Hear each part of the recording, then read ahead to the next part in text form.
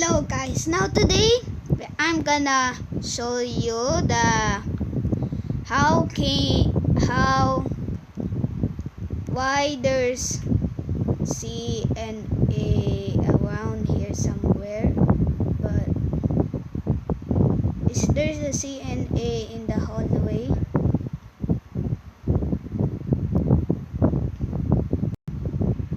So I'm gonna continue it, but there's much, but for me when here it is C and A.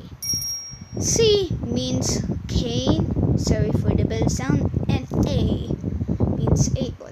Means Cain has a brother in the amazing digital circus somewhere, but we cannot see him in the pilot. But maybe we can see him